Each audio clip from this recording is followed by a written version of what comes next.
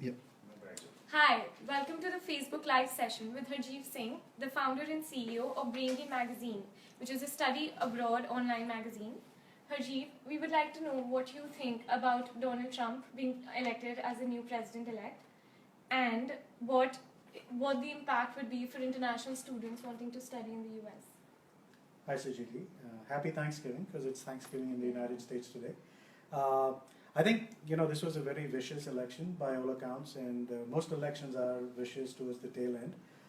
And there are clearly a lot of apprehensions about the new president-elect in the United States of what will the impact be, not just on students, but also more importantly on the US economy, as well as on what it does from a social-cultural standpoint, because there were a lot of things said during the course of the long campaign over the last year and a half in the US, which clearly there were a lot of, and rightfully so, apprehensions that people had.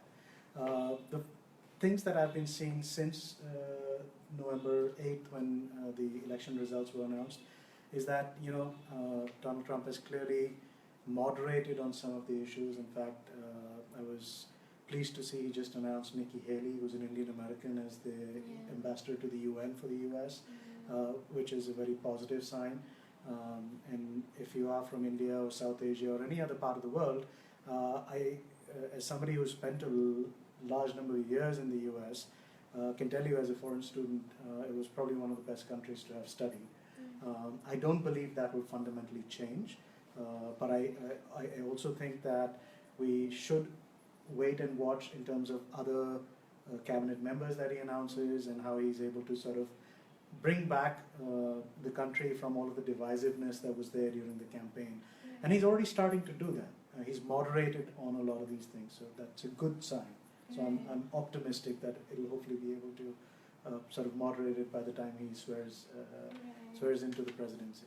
Okay, so considering that you studied in the US, could you tell us what your experience was? Like, there are people from such diverse cultures and different nationalities. So do people just stick to their own groups, or do they actually mingle with other people as well? I went to study in New York City. That's where I did my undergraduate and graduate degrees. And New York is probably one of the most diverse cities in the world. So I had a huge advantage of being in a large multicultural city. And I think the thing to remember when you go into the US to study is that it's a very large country, that you have to understand which state you choose, which city you choose, and it's 3 times the size of India in terms of literally the square mileage in the country. And so those are some of the important things to choose. But I honestly strongly believe that it's a country where, even as a foreign student, you on average will be very welcome. Of course, New York is a place where I'm the most familiar with, but if you look at the top 3 colleges that attract foreign students, of course, New York University, there is one of the University of California's, and of course Arizona State University. Those are the 3 universities that attract the most number of foreign students. Some of these universities tend to have large international student populations, usually anywhere from 10 to 15%.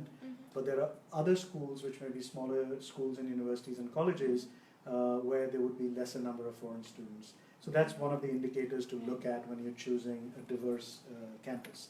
And I think it's important to look at that because the ability for a university or a college to handle foreign students is also something which should be part of your decision-making process. I think that's important. Okay.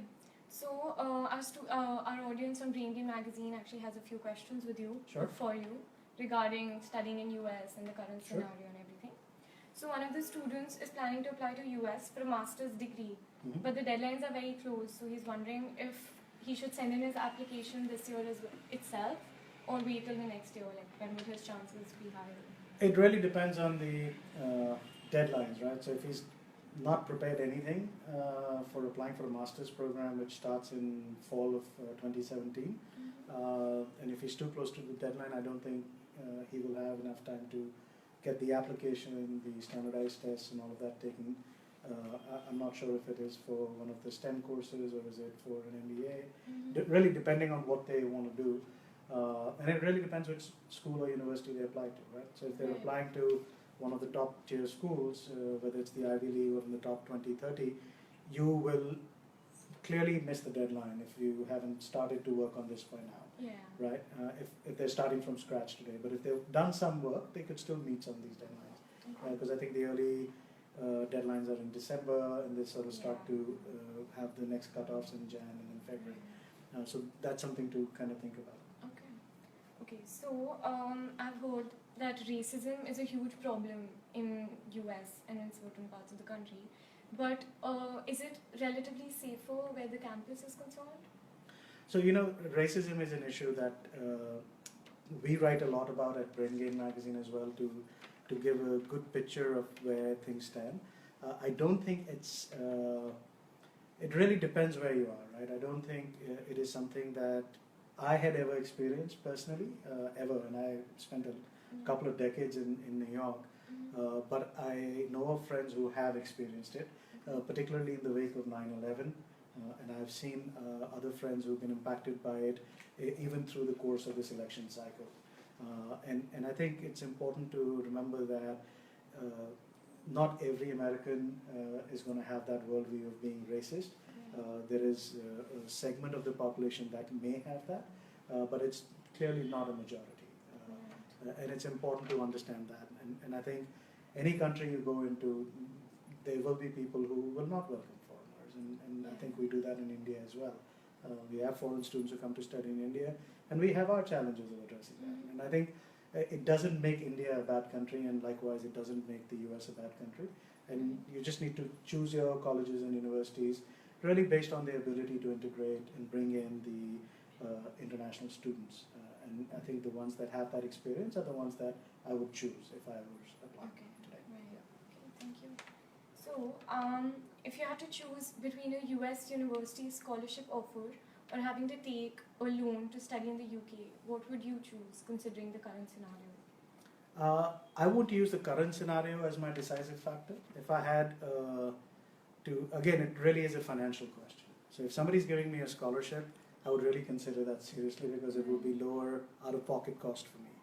And it really depends on your finances. So if you have the ability to pay for a degree, and really, I mean, if my choices were between the top schools or an average school, those are the considerations that would come in. But if it is just in terms of me getting a scholarship and then saying how, given that Donald Trump is the new president-elect, should I go to the UK? The answer is no, because if you look at the UK, they just came out of Europe and they had Brexit.